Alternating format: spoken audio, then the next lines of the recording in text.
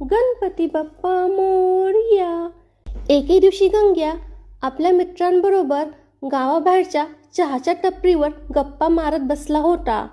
तेवढ्यात शहरातून एक सज्जन माणूस आला आणि पोरांना विचारू लागला, पोरांनो, पाटील साहेबांच्या घरी कोणती सडक जाते? गावात खूप पाटील राहत होते, पण अख्खा गाव गंग्याच्या वडिलांना पाटील साहेब म्हणायचं.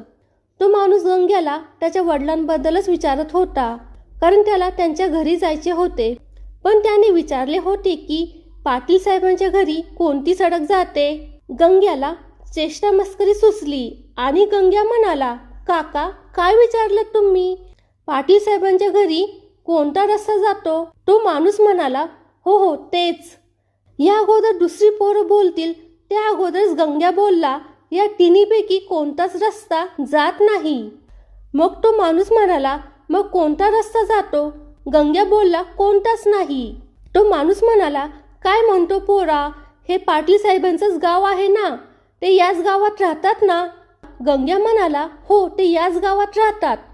त्यावर माणूस वैतागून बोलला, मग तुला मी हेच विचारत आहे की कोणता रस्ता त्यांच्या घरापर्यंत जाईल? मग गंग्या हसून म्हणाला, अहो काका, घराकडे तर तुम्ही जाणार आहात, ही सडक रस्ते येथेच पडून राहणार आहेत. या बिचाऱ्यांना चालता पण येत नाही, म्हणून मी म्हणालो, रस्ते सडक कुठेच जात नाही, ते येथेच राहतात. मी पाटील साहेबांचा मुलगा गंग्या आहे.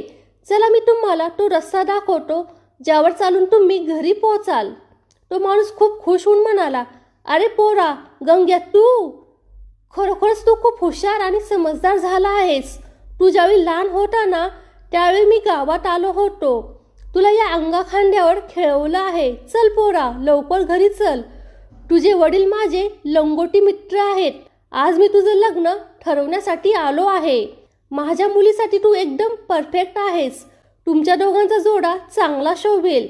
आता मी तुमच्या दोघांचे लग्न करूनच इथून जाणार. खरोखरच त्या माणसाने आपल्या मुलीचे लग्न गंग्या बरोबर केले. आता गंग्या हा रोज आपली बायको गंगीची बोलणी खात घरातली कामं करत आहे आणि रंभेची आठवण काढून रडत आहे. तर फ्रेंड्स, हा व्हिडिओ जर तुम्हाला आवडला असेल तर व्हिडिओला लाईक करा आणि फोटोग्राफी इज माय पॅशन या यूट्यूब चॅनलला सबस्क्राईब करा. धन्यवाद.